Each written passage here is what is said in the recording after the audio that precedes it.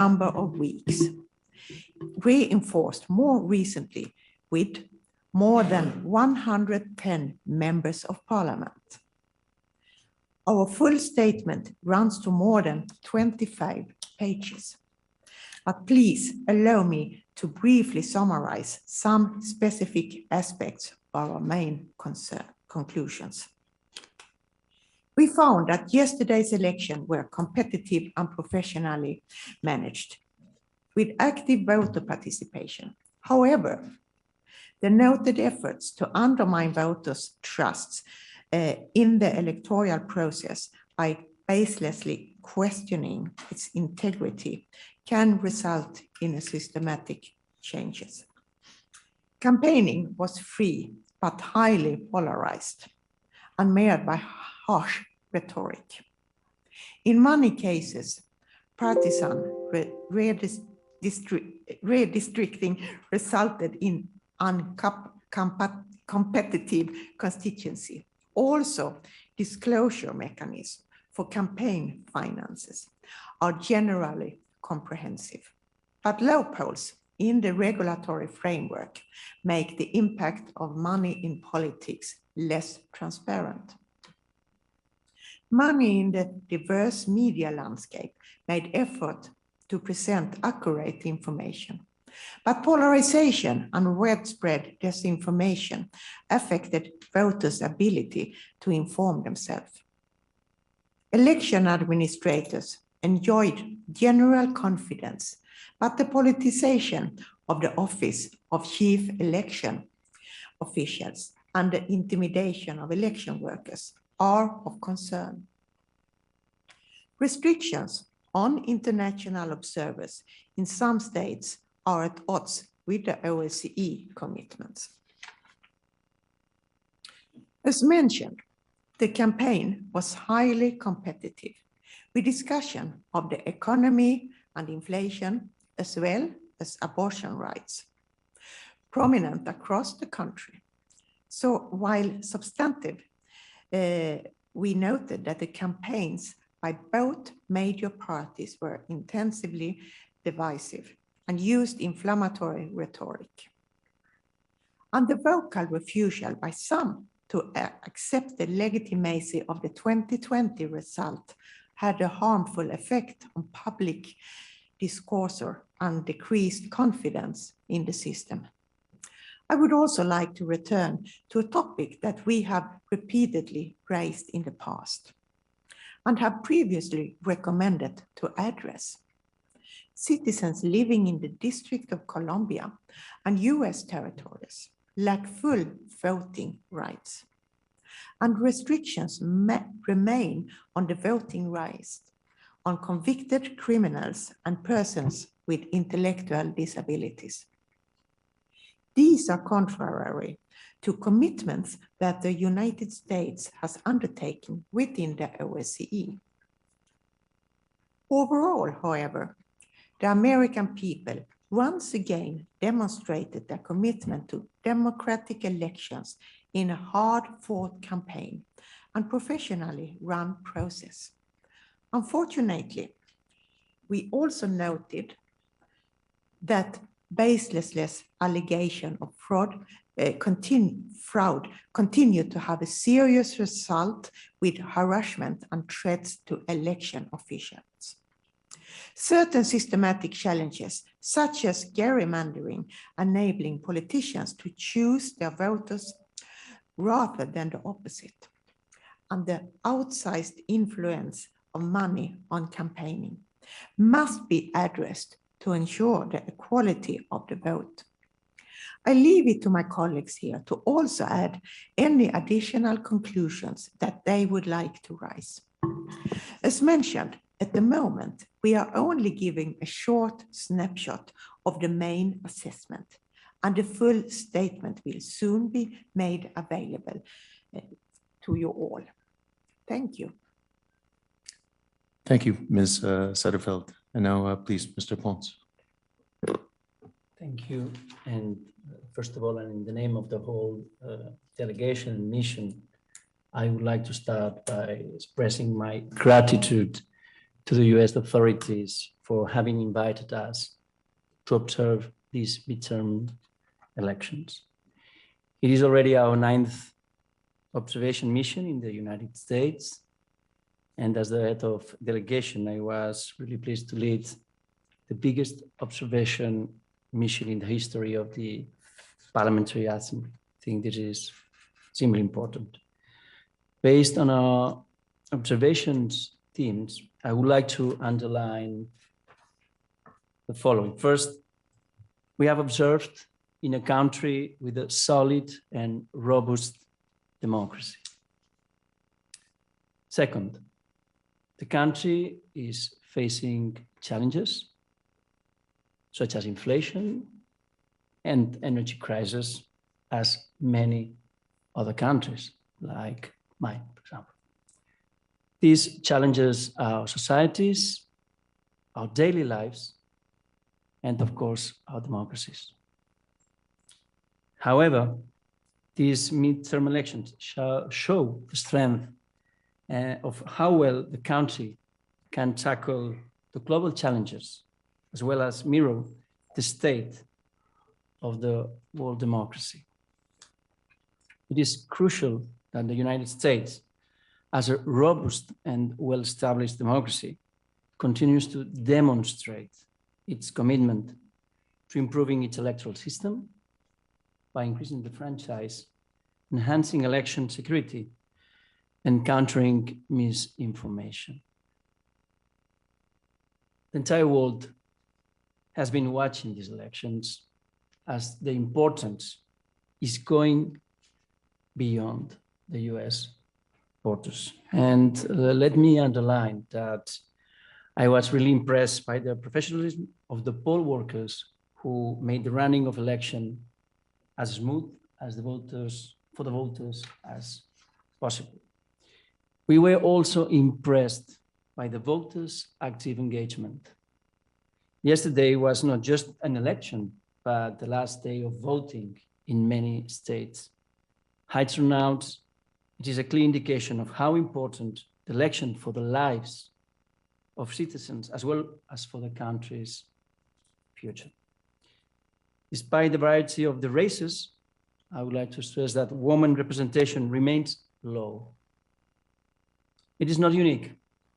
However, balanced representation in decision-making bodies constitute an important element of the democratic process. Recording in progress.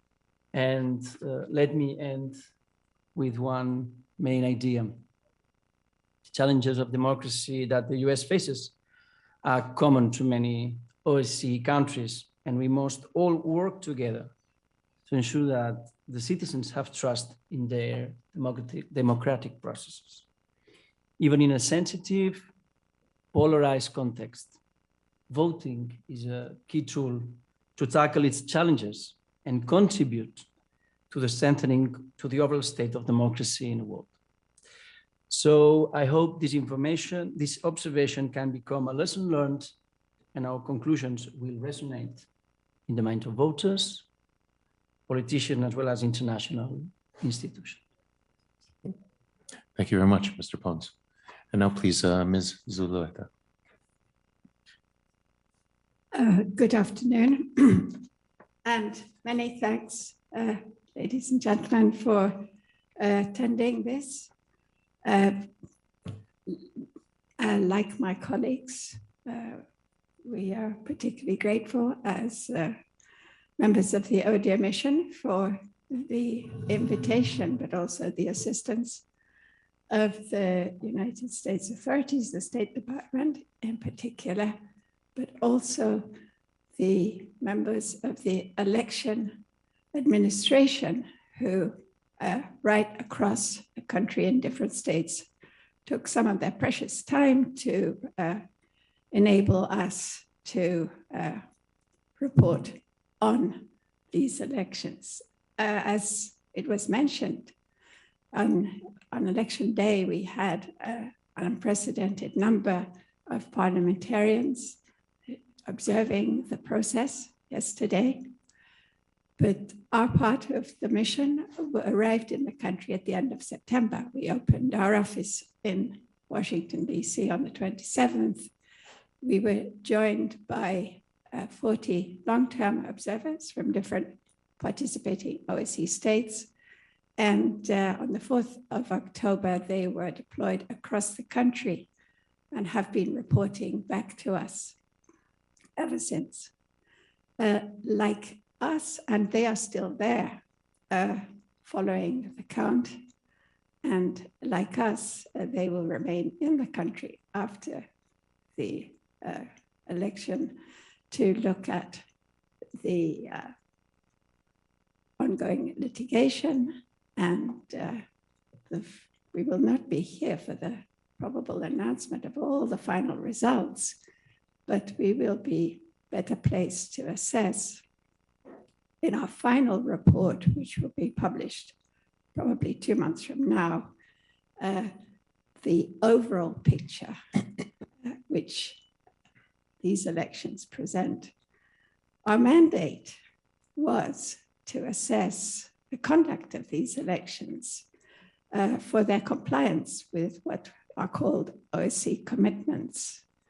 And these commitments are summed up in a political document, which the United States was party, in fact, a very active party in its drafting.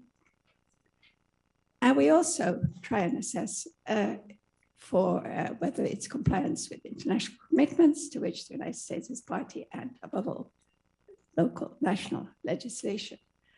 Now, that, of course, is a challenging task because we're talking about 50 different states administering their elections.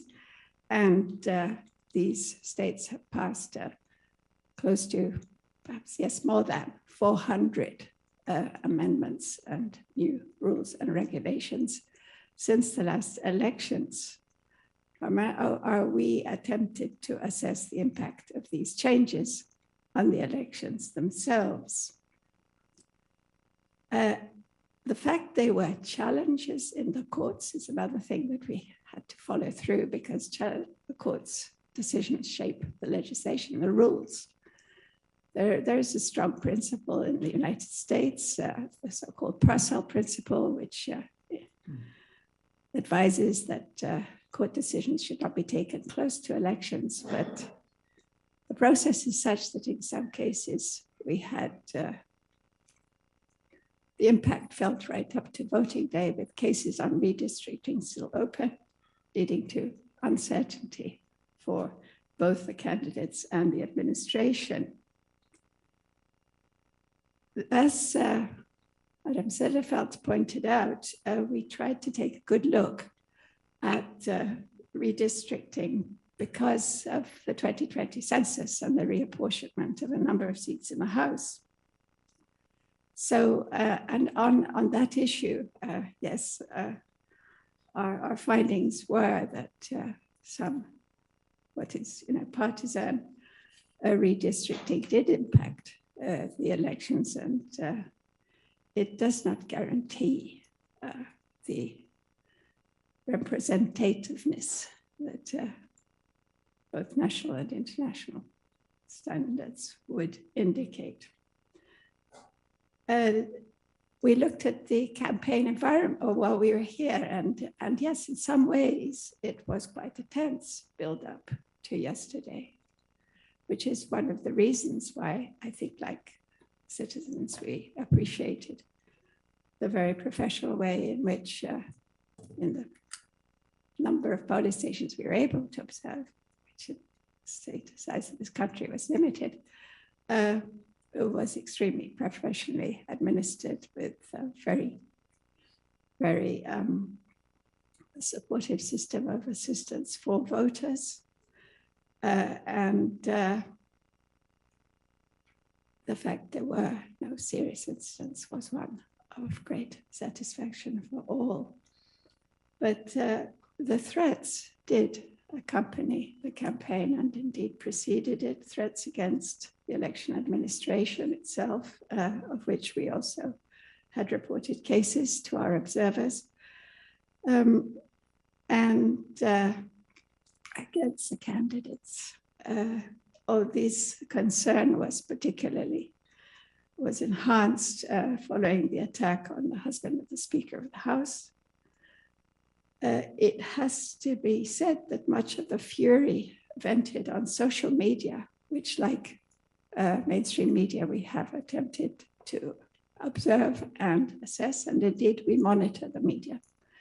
Much of the fury and distrust in the election process, which fueled the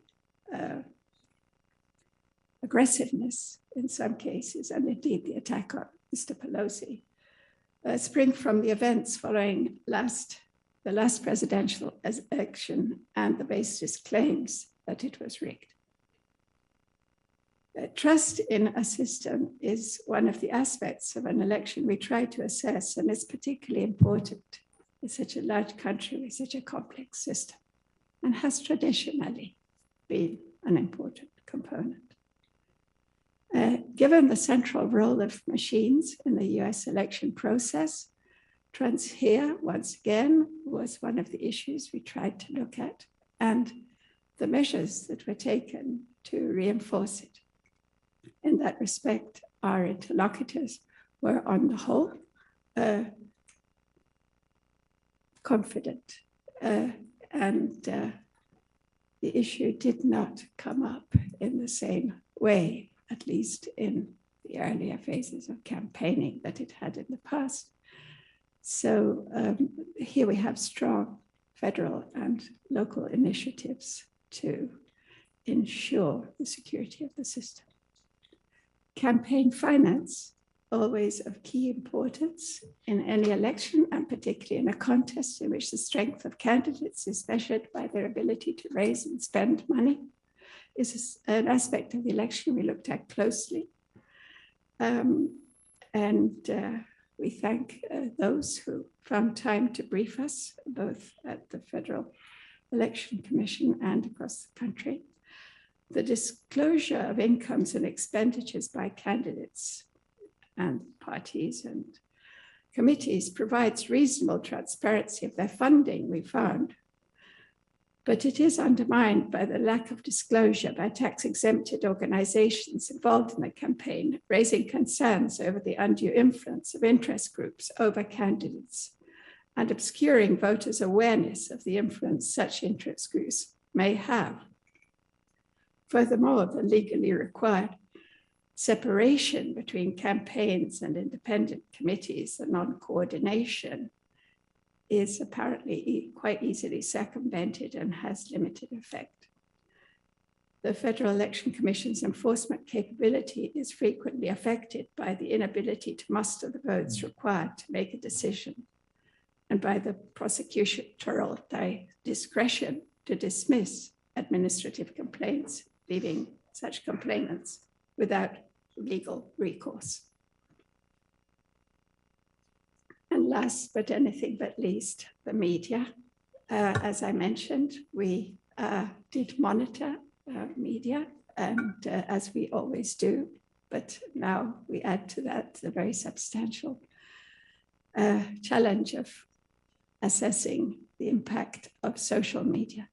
So we did quantitative and qualitative analysis of election-related coverage on 7 TV networks and cable news channels, as well as public service radio, along with 2 national newspapers and 4 online websites. I have to say that a vibrant, pluralistic media environment like that which we have observed, indeed enjoyed here, is in itself a prerequisite for competitive elections like those we've seen. But when the content and character of the coverage and commentary consists of derogatory and often offensive language towards those involved in the process, whether they be political opponents, election officials, and even in some cases voters, it does create an atmosphere that, as we observed, can lead to threats and intimidation and indeed violence, while doing no service to citizens rightly seeking objective and factual information. So thank you very much once again. And naturally, we're ready to take the questions of those who are here today and in the room, but also those who have kindly been watching us online in the media. Okay, thank you, Tana. First of all, I'm going to open up the floor. If you do have a question, I'll ask you to raise your hand. Yes, and a microphone will be brought to you. Before you ask your question, please, if you could provide your name and the media outlet that you're representing. Sorry, the mic's just coming this way now. Now it's coming fast. Yeah. No, this way. Hi there, Chris Cameron, New York Times. You mentioned in your summary of the election environment, the importance of voting machines. I wanted to ask if there was any observation or insight into the issues with election voting machines in Arizona, for example, the misprinting issue and the litigation that was brought by the Republican Party in Arizona to sort of allow for continued voting, the extension of voting hours in response to that problem. And then also what was mentioned in the summary was the baseless allegations of fraud in the 2022 election. If you could provide any details or specifics or specific candidates who may have raised this issue that you'd be willing to discuss. Thank you. No one? First, who would you like? whoever would like to speak? Something to say on first, I think. Handle the questions two at a time. So one at a time, sorry. So first on the Arizona question. I can say a few words. On the Arizona question? Not on the Arizona, but overall. But please keep the floor to Tana. Okay, Know more sure. about Arizona. Please. Thank you. Absolutely, yes. We have our observer team is actually in Phoenix, so we were in Maricopa County yesterday. We know what you know, and prior to the election, we had no signal from the election administration, and obviously it caught them by surprise, as it did us. We will follow up the litigation in the days to come. Okay, and the second question, I believe, with regard to the election denial in 2020 and which 2022. No, I referred to it in 2020, but you asked whether we've seen it in 2022. That's right. Oh, sorry. Margareta, did you want to say something? Okay. Thank you. Thank you. First of all, I would say that what we have heard and what we have seen so far will we also follow up to have really confirmation on what we have seen. We didn't have any observers from the OSCE Parliamentary Assembly, any short-term observers in Arizona, but there have been long-term observers, so they will follow up on this issue. But what I also would like to mention here is that it's of course very important, and I really appreciate that the US federal government have invited us to observe the election.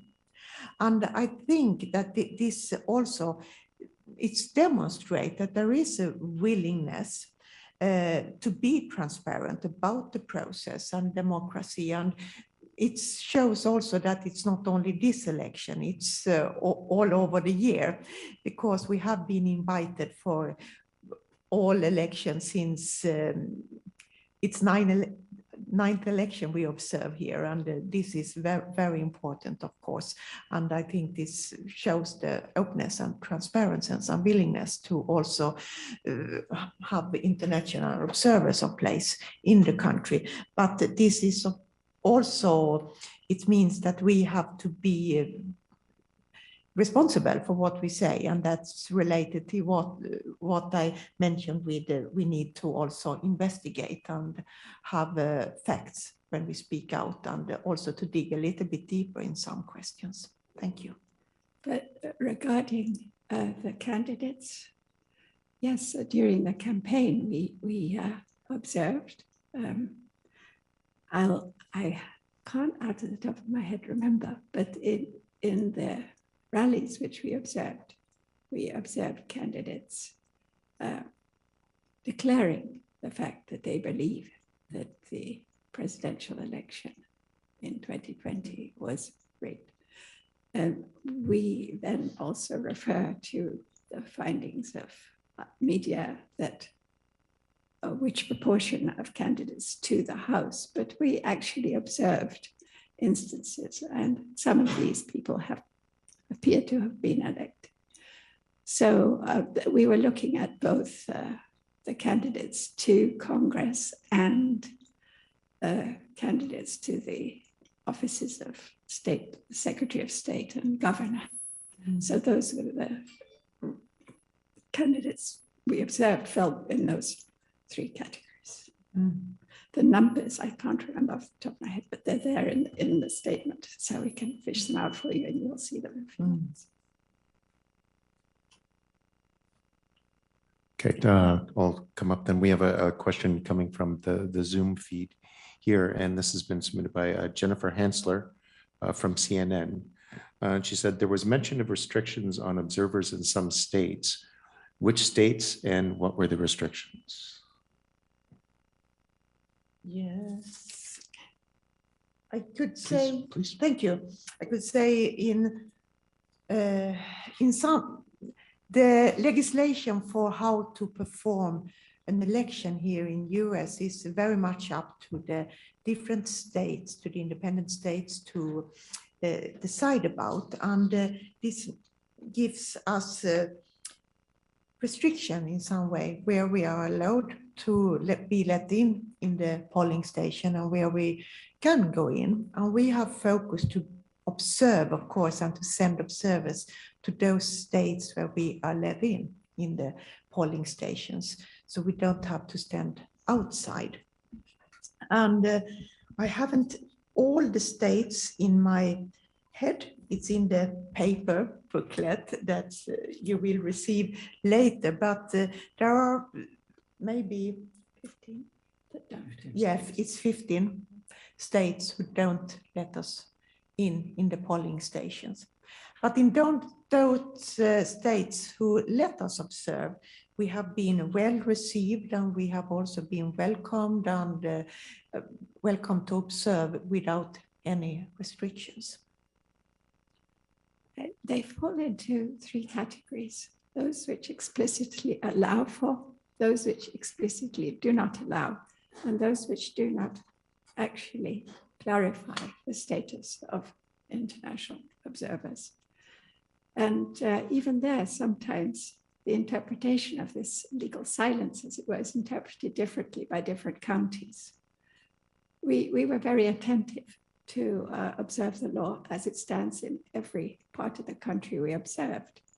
But, and in some places we could observe and indeed talk to election administrations freely before and see the premises, but couldn't go back on election day. In one state, we can observe tabulation, but not because it's public. Everything that's public one can observe, but not the count because it's not public. And so on. So we simply point to the issue behind this, which is that the United States invites international observer missions, but not all the states allow for it. And so we note it every time. Look forward to when it doesn't, when they're allowed everywhere. I would also like to add one thing. I think if I compare to when I was observer first time in the United States, we were not allowed to visit different polling stations. We were going around in a group. These days, we are welcome to observe like we do in those states that allow us in, as in all other countries where we can move around and ask our questions. Of course, without interference, but that's not what we are here to do. And so I see quite a lot of improvement about also to welcoming observers. And as I see it, also seeing that we contribute to give recommendations how to improve the election systems, and that by this also improve the impact of voters. Yeah, I would like to add one point on this.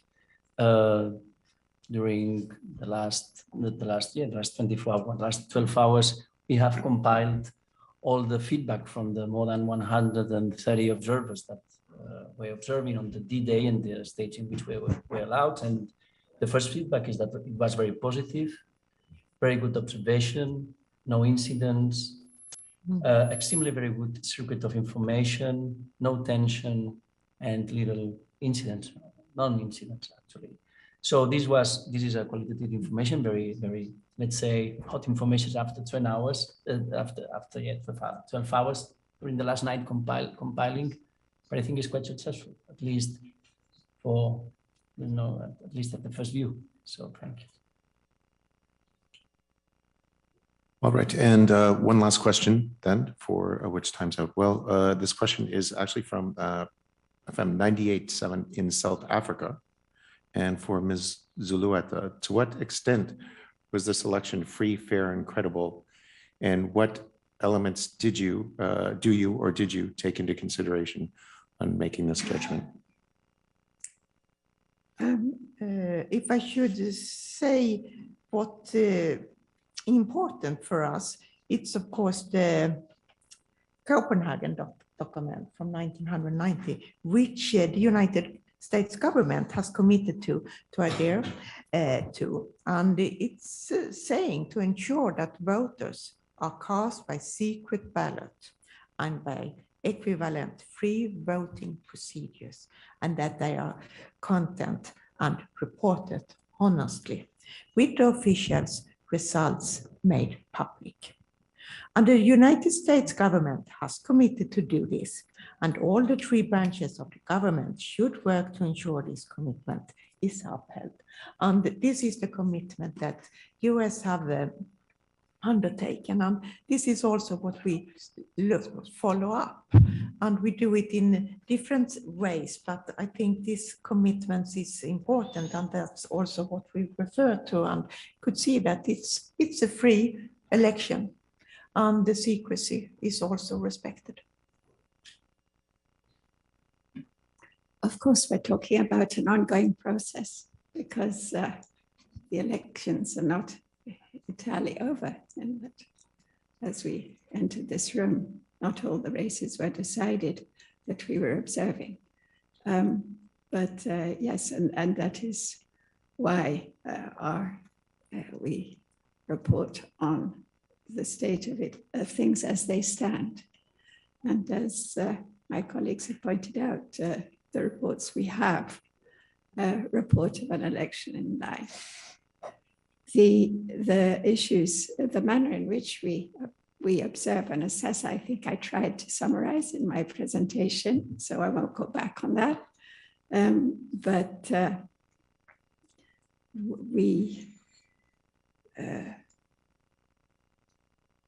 yes, that's the language we use is the best description of our assessment. These were competitive elections and professionally managed with an active and voter participation. We do have long-standing recommendations because that's what the final reports of ODIHR do, add to what we've said today.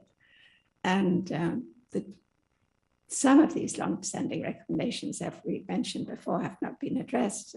Perhaps the disenfranchisement in the sense that the citizens of the District of Columbia have no congressional representation is an issue we pointed to again in almost all our reports. And I think this is the 10th it will be. And the other one is the exclusion of former felons with the restrictions on their rights, and which is not in line with international standards, and also those of persons declared mentally incapacitated by the courts. So those are the an example of a long-standing recommendation we will go back to. There was legislation tabled in the former past legislature which did address important ODA recommendations. It passed in the House, did not in the Senate. We shall see it happens in this legislature and look forward to discussing it with stakeholders and Congress itself. Well, all right then, thank you. And thank you all for attending. I think this brings our press conference to an end. With nothing more to say than to wish you all a wonderful rest of the afternoon. Thank you. Thank you. Thank you. No. Record.